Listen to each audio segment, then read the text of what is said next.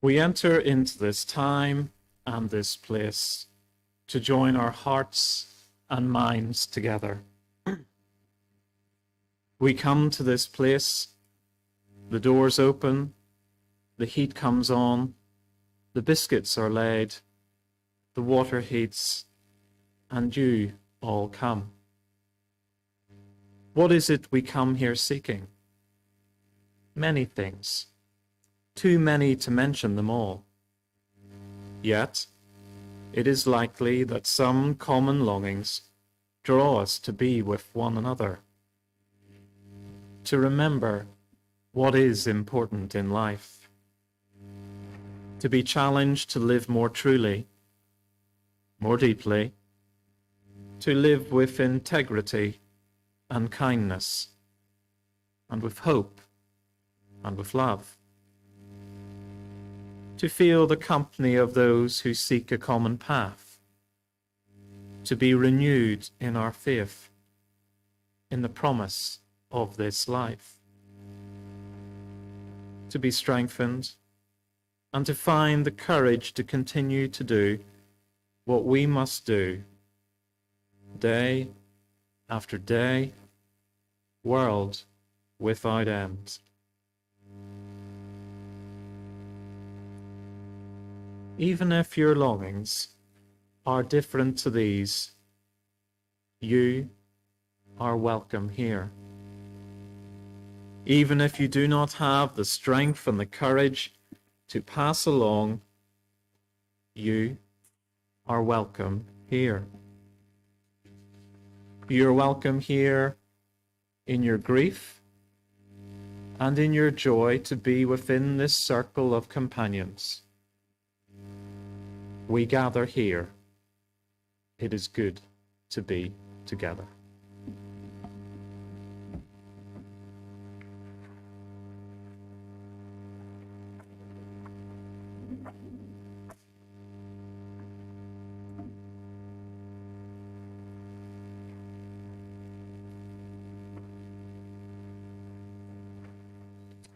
And so we are here. Good morning, and welcome to Plymouth Unitarians, an inclusive and open-minded spiritual community here in the heart of the city. My name is Gav, and I'm a frequent attendee of this space. Today's theme is simple gifts, and over the next hour or so, we'll share how that phrase speaks to us. However, more details on that later on. Let's have our first hymn, How Can I Keep From Singing? It's an early Quaker song, number 133 in the Green Book, and it's in the Free Spirit section. As with some of our hymns, the words are of their time, but this is a tune which is timeless. It's there to be sung. So I encourage you to go for it and sing it.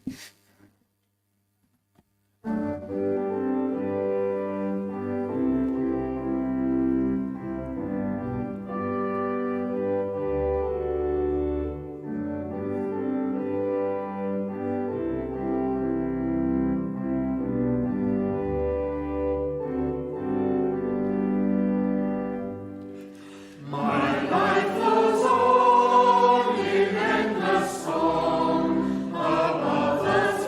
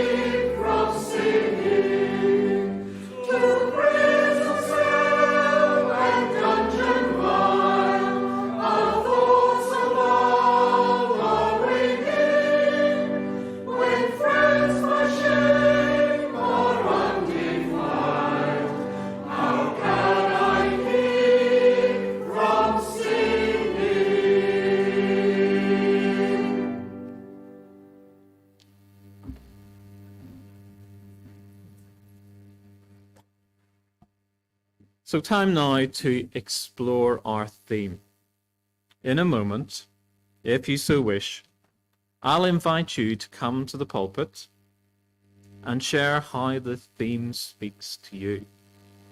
It might be a reading, it might be a poem, it might be a story, or a brief reflection.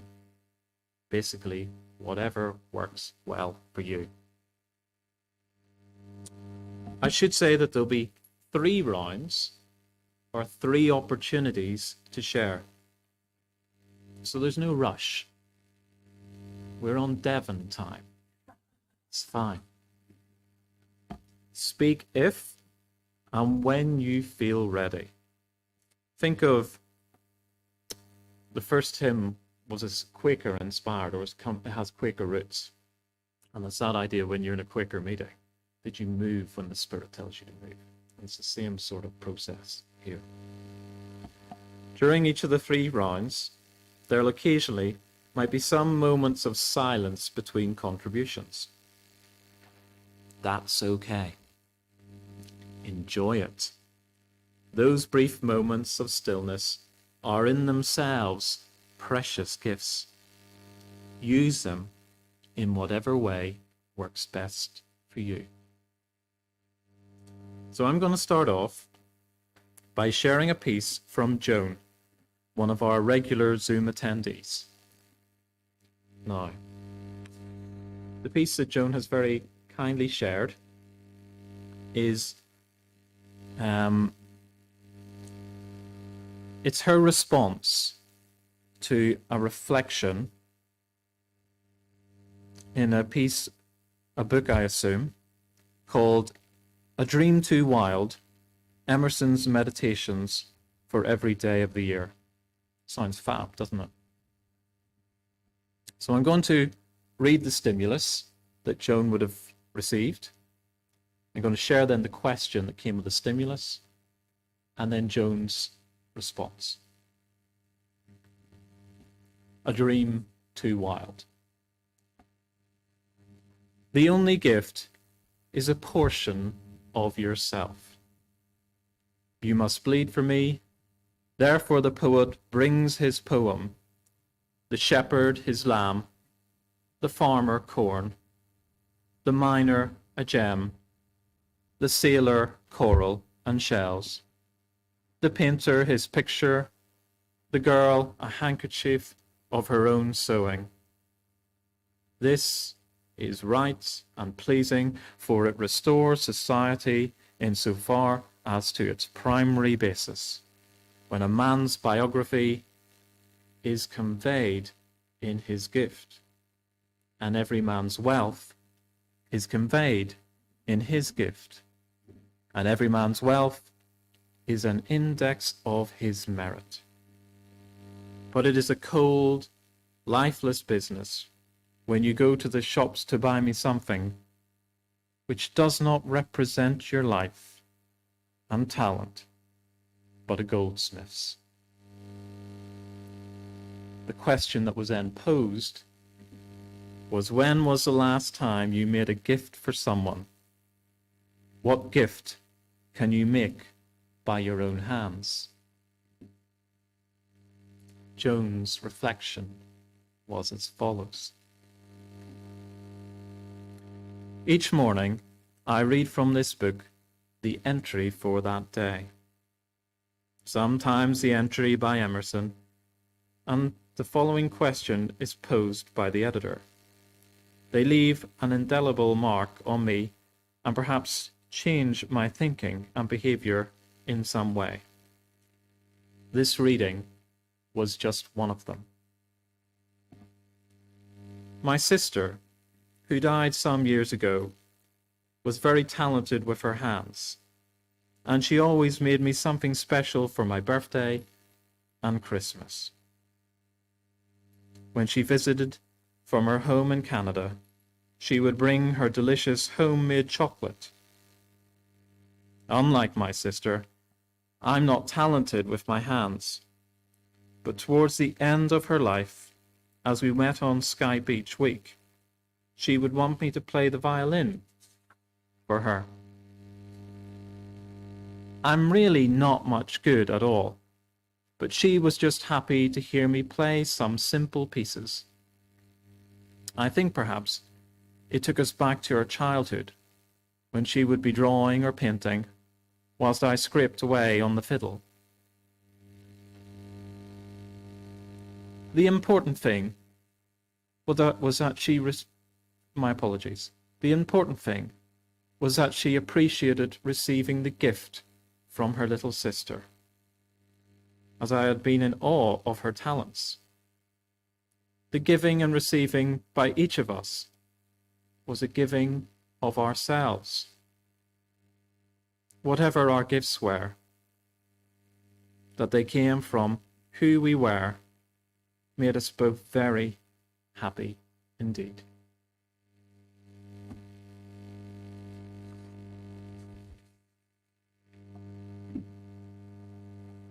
Thank you, Joan.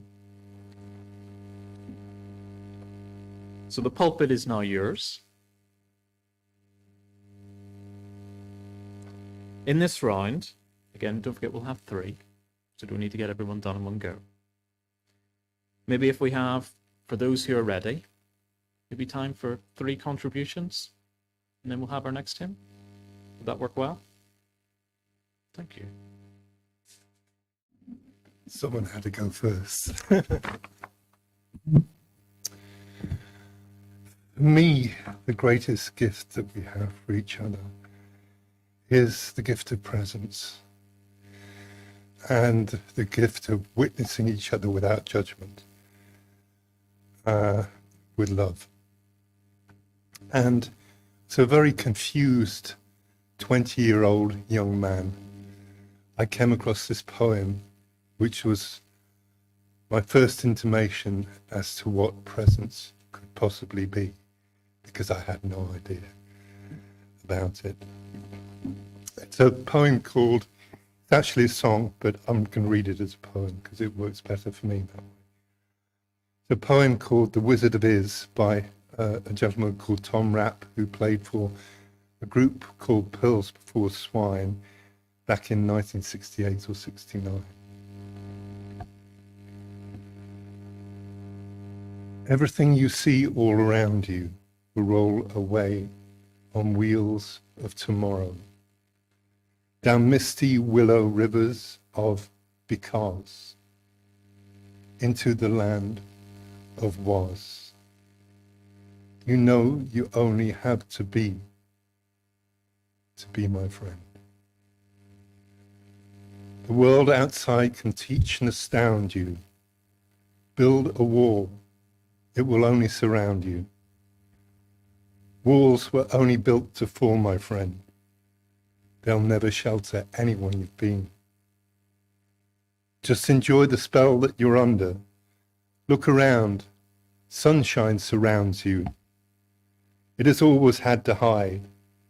It's been waiting there inside you. Be strong as love, soft as flowers. Walk like the wind walks when it walks through flowers. My friend, you don't have to hold back the sea. You only have to be my friend. You only have to be. Thank you. Smile by Spike Milligan. Smiling is infectious. You catch it like the flu. When someone smiled at me today, I started smiling too. I passed around the corner and someone saw my grin.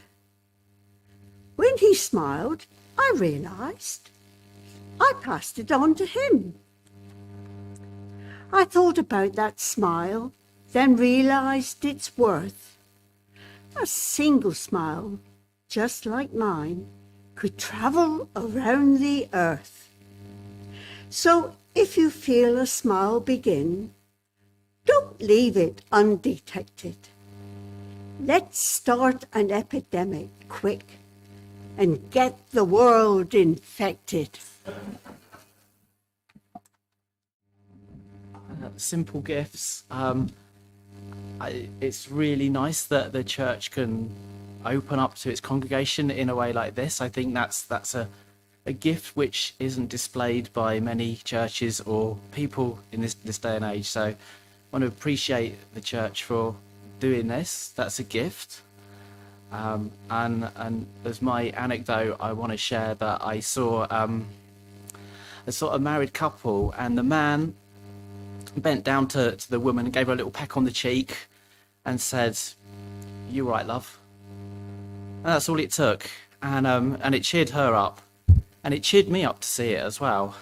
So the simple gift of showing his wife love also passed it on to me, that I saw love as well. And so the simple gift of sharing love is contagious. Very rich, aren't they?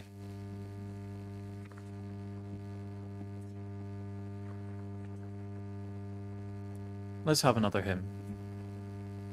So this is 151 in the green. It's from the personal commitment section of the hymn book.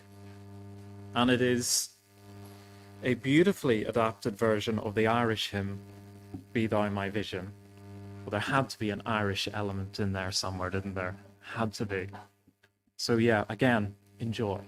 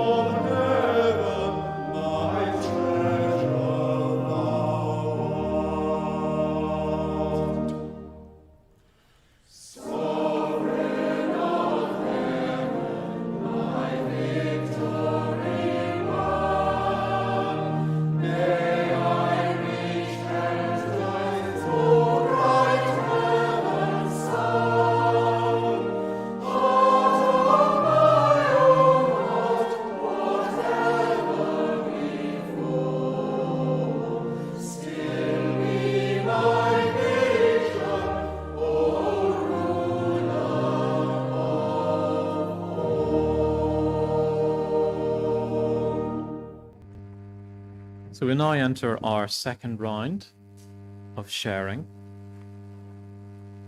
And to start off, I have a real treat for you. Our dear friend Steve, for those of you who don't know Steve is the person who holds the Zoom space for us, has offered his reflections on the theme.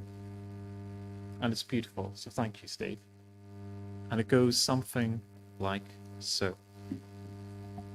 A hug is a simple gift, by Steve.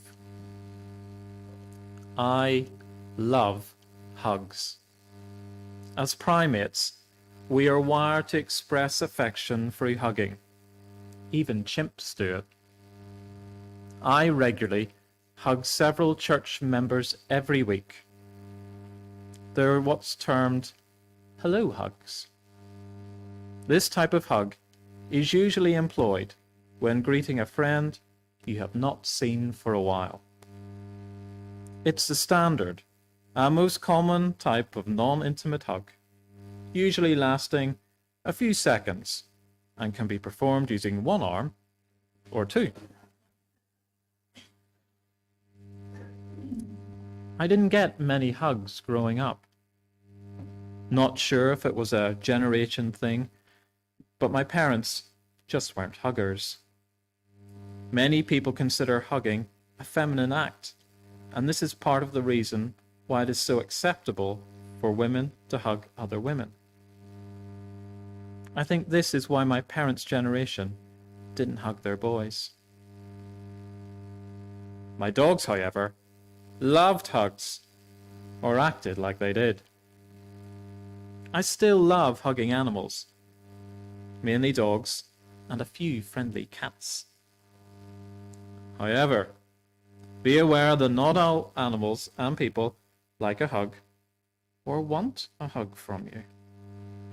This could be due to a variety of reasons, including their space issues, how well they know you, their age, gender, sexuality, even religion, where physical contact can be a big no-no. I worked for my current employer years ago in Bolton near Manchester, consolidating newly trained staff. Many of the staff were Muslim women, and even though I got on well with them, and they knew they were safe with me, I was conscious not to have any physical contact, even a handshake. As with humour, you have got to know your hugging audience, as getting it wrong can cause offence and embarrassment for both parties. There is actually a hugging etiquette. Always respect another person's space. Always ask for permission, unless you're on intimate terms, as there's a huge difference between a friendly hug and a passionate embrace. Never assume that it's okay to hug someone, even if you've hugged the person many times before. Be aware that in some countries, showing affection in public is frowned upon and can get you into diplomatic hot water. The hug that I find hilarious to watch is called the pound hug. This is performed between two heterosexual men and is the combination of a handshake and a one-armed hug. The two men aggressively pound each other on the back whilst embracing, emphasizing their masculinity and complete heterosexuality. These hugs last about 1/10 of a second, and no waists or crotches come within a mile of each other. You'll laugh the next time you see a pound hug, as you remember this. I work hybrid, 2 days office and 3 days at home. There's a few friends in the office I hug when I see them, but you really need to know your audience in the workplace, as you could end up in HR with a sexual harassment complaint filed against you. Shaking hands is more acceptable in the workplace and less likely to make someone feel uncomfortable. I definitely don't recommend hugging a manager or a customer.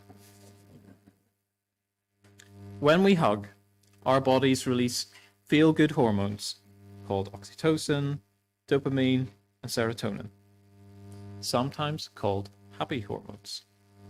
These create feelings of happiness, relaxation, improved mood, and lower levels of depression. According to a study of 25 million people in the UK, reported feeling lonely or disconnected during the pandemic. We thrive on physical connection, with hugging being one of the most powerful ways to show support and love. So, happy hugging, everyone! Just remember to use the proper etiquette and your best judgment when hugging someone for the first time. Hugging is a wonderful way to show someone you care, and it can have amazing effects for all people involved. Thank you. There you go, the man behind the screen. So, as is before, the pulpit is now yours. I think last time went quite well, about 3 contributions thereabouts. So again, if and when you feel ready, feel free to come up to the pulpit and share how the theme speaks to you. We've heard some wonderful contributions so far, and love and affection have been evident in these. And I'd like to offer one which I actually found on the internet when I was looking for worship material for another service, but it seems to fit in here, and I hope you'll enjoy hearing it. And this I've called The Three Guests. Once in a village, a woman saw 3 old men sitting outside her house. They were sitting there for quite a while. The woman went outside and said, "I don't know you, but I saw that you're sitting here for a long time. You must be hungry. Please come in and have something to eat." One of them asked, "Is the man of the house at home?" She replied, "No." "Then we cannot come in," said the men. The woman went back inside. In the evening, when her husband returned home, she told him about the people sitting outside and all that had happened. He told his wife to go and ask those men to come in and have some food with them. So she went out and told them, "My husband is home now. He is inviting you all. Please come inside and have some food with us." They replied, "We do not go inside a house together." When she asked why, one of the old men explained. Pointing to one of his friends, he said, "His name is Wealth. If he goes with you, your home will be filled with wealth always." Then, pointing to the other old man, he said, "He is Success. If he goes with you, you will always be successful in any endeavor you start." Then he introduced himself as Love. "If I go with you, then your home will be filled with love always." Then he asked her to go in and discuss with her husband which one of them they wanted in their home. The husband was overjoyed hearing about it and said, "Let's invite Wealth. Let him come and fill our home with wealth." His wife disagreed and said, "Why don't we invite Success?" Their daughter-in-law was listening to all this. She came to them and suggested, "Wouldn't it be better if we invited Love into our home? Then our home will be filled with love forever." The husband and wife agreed, and the woman went out again and said, "Which one of you is Love? Please come in and be our guest."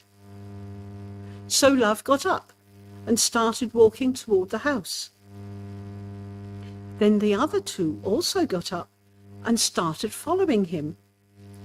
The woman asked, "You said you cannot all come together. I invited only Love. Why are you all coming?" The old men replied, "If you had invited Wealth or Success, then the other 2 would have stayed outside. But since you invite Love, wherever he goes, we go with him. Wherever there is love, wealth and success will follow." I love Sheila's story. During lockdown, I was coming along Citadel Road, 3 bags of shopping, trot, trot, And they're coming towards me with an Asian family, mum, dad, and a child in a pushchair who was facing the father. I stepped into the road to give them space because of the pandemic, make sure they had plenty of room. And mum and dad said, thank you. And I said, you're welcome, normally. As I passed, this dear little girl put her head round the hood of the pushchair and she waved to me. And she waved to me until they turned the corner. And she made my day, and she still makes my day when I think of that little beaming face. I nearly wore my arm out waving back. That made me very happy in a bad time. It's all so beautiful. I can't follow any of it, really. It's just lovely. You feel as if you're being hugged by everybody. It's really lovely. I had prepared this, and Jill's talking about what good things can come to you in hard times and worrying times. And I'm going to bring a poem by Wendell Berry, who is my total hero, a farmer in Kentucky. He's nearly 90 now. He wrote against the Vietnam War back in the day. He gave up being a writer in New York because he felt his place was where he grew up, and that is where he went back to, a Kentucky farm, and he spent the rest of his life looking at the broken land, because European settlers had done that to the land, healing and being a person who was able to be himself in his own place and around him, because his place and being alive were the gifts, and they're simple gifts, but they're the most basic we can have, and I think gratitude is really good. It's called The Peace of Wild Things. He's a father lying awake at night worrying about what the world is like that his children have come into, that he's brought into. When despair for the world grows in me, and I wake in the night at the least sound, in fear of what my life and what my children's lives may be, I go and lie down where the wood drake rests in his beauty on the water, and the great heron feeds. I come into the peace of wild things, who do not tax their lives with forethought of grief. I come into the presence of still water, and I feel above me the day-blind stars waiting with their light. For a time, I rest in the grace of the world, and am free. Thank you, everyone. So we're going to have our third hymn, True Simplicity, again from the Green, Free Spirit section of the Green Hymn Book. Then after that, we'll have a prayer, and then we'll have some silence, and then it'll be followed by a piece of music called In Memory of a Honeybee. And I selected it because, and see if you can pick it up, or you might have different things that emerge from you, but there's a real innocence and playfulness in that piece of music. It's gorgeous. And then we'll go into our next round of sharing. So hymn, prayer, silence, music, and then we're back in to share. Okay.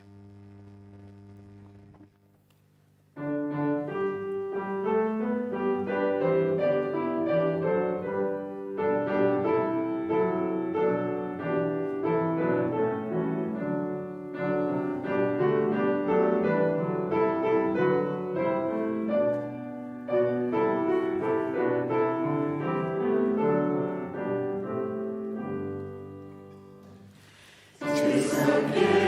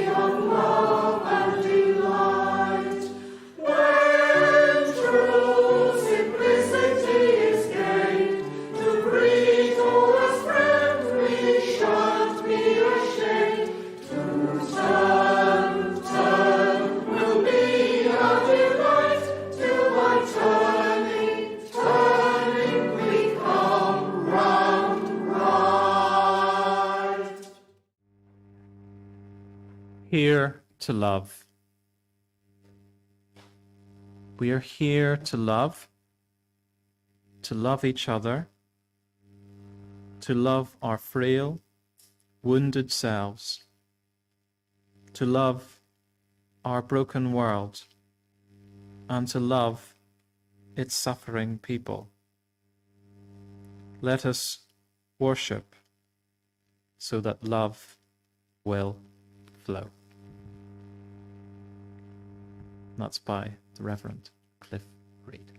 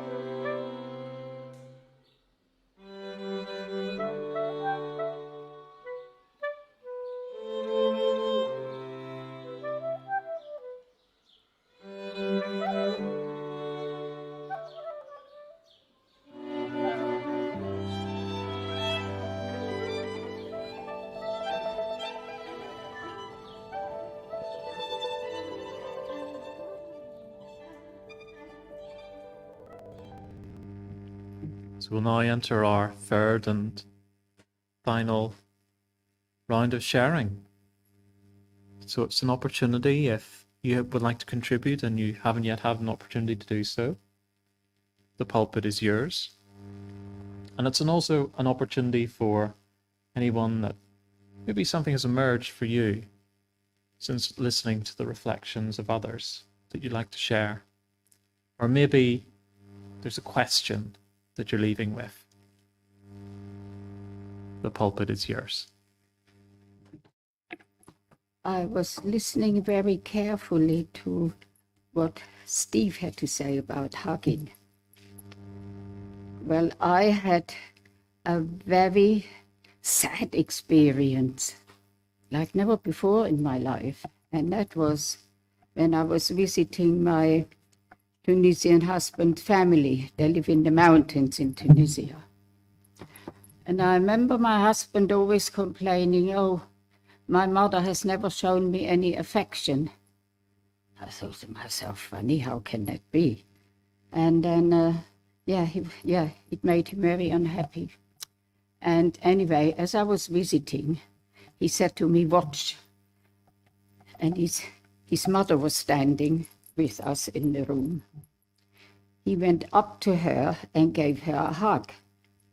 And the woman stood there like a lamppost, stiff like that, her hands by their side, no reaction whatsoever. That scene has never left my mind. I've never seen anything like that in my life. The coldness of the woman was just incomprehensible, to her own child. And yes, eventually, not having had any affection from his mum. His father was absent, he had to work in France. It left an indelible mark on his mind. It actually made him mentally sick to a certain extent. So hugging is actually a blessing. If it's done in the right way, at the right moment, yes. But anyway, the theme of our service today is gifts. Yes, I'm sure we all have gifts. Some of us can paint, some can cook beautifully, some can make beautiful cakes, some can crochet, some can sew, some can do gardening, some can paint. Oh, yes, I can paint. I can paint my face. I love that. I can paint pictures as well. I can paint the patio. I can paint walls, and many people can do the same. Best of all, I love dancing. Ah, yes, give me the right music and I'm off. I think dancing is a gift, and it's very, very beneficial. Exercises the body, exercises the mind. If you got problems on your head, when you're dancing, you have to concentrate on the music, and all the problems they just disappear. They might come back afterwards. But then it gets the circulation going in the body as well, and the blood supply to the brain, which is very good. Because as one gets a bit older, like me, sometimes the brain wants to go on lockdown. So it has to be stirred up every now and then. And yeah, I'm sure we all have gifts, many gifts. People have talents. And that makes me think of God, the Creator. He created us. And apparently we are made in His image, according to the Bible. What does it mean in His image? I would think character-wise, not so much, what we look like, not what somebody looks like, but our character, our psychology. I'm sure He has given us this little gene, every one of us, which gives us gifts. We have a talent, and we should use that gift and make use of it. Also, it will cheer other people up. I mean, everybody likes music or acting, for example. Painting, yes, lovely works of art there are. I think we all got that inside us to have a talent of sorts. And that's all I want to say. Until a bit later, then I will display my gift. And hopefully I won't go timber. Maybe there's a little stretcher in the Burgess Hall on the ready, just in case. But anyway, I hope everything goes all right and you will enjoy it.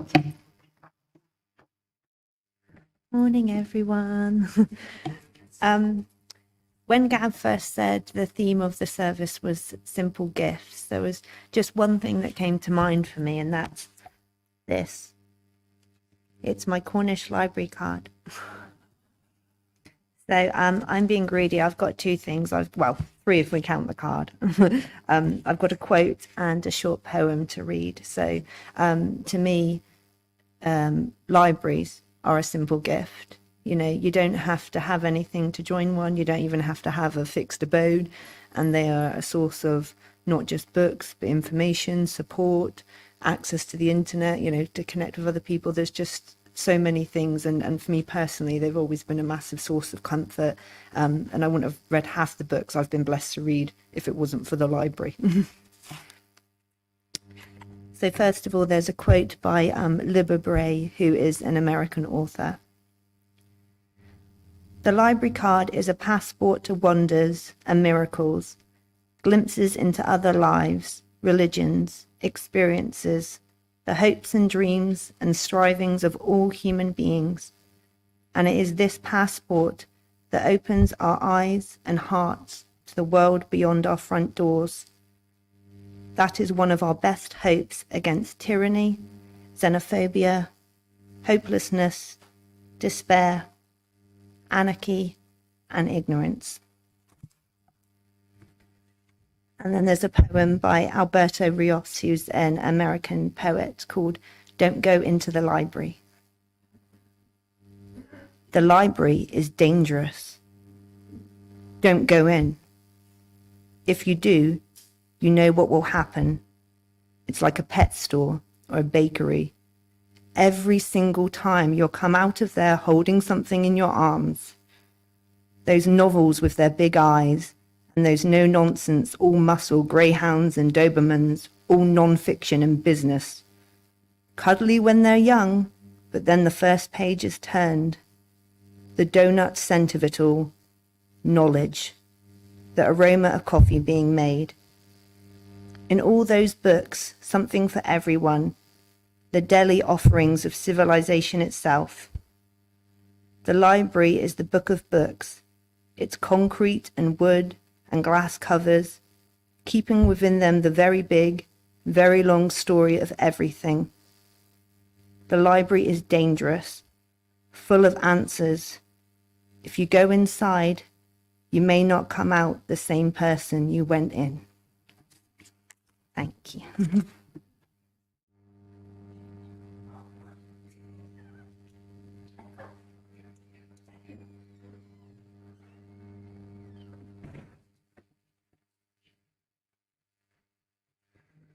Hello again.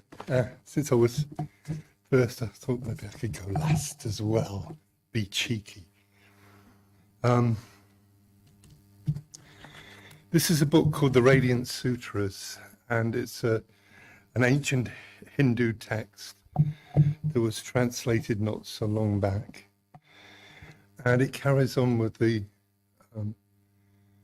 theme of presence and how we find presence, how presence comes to us. Holiness permeates everywhere. Senses cannot grasp it. Images cannot represent it. It's totally free, free to appear as form, free to be beyond form. Heart and body and mind in union. Attend to the unimaginable. In the intercourse of unknowable and known, as awakening will be born in you, as you join with that reality which you already are. Being. Thank you. So we're just going to flip things around a little bit. So we've got a treat for you in a moment. Real treat. We're going to see Christelle's piece. But while we're giving them more time to prep, what we'll do is we'll move on to our fourth and final hymn, which is number 44, Give Thanks for Life. And then I think we'll finish off with Christelle's dance piece. Sounds good, doesn't it?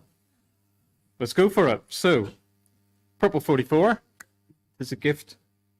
No, it isn't. Give thanks for life. It's a simple.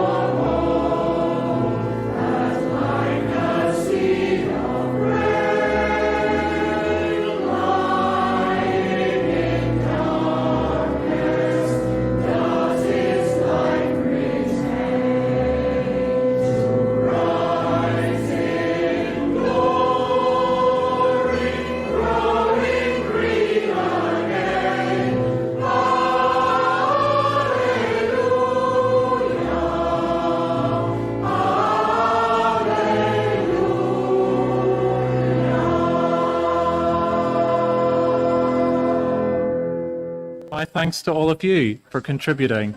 Thank you.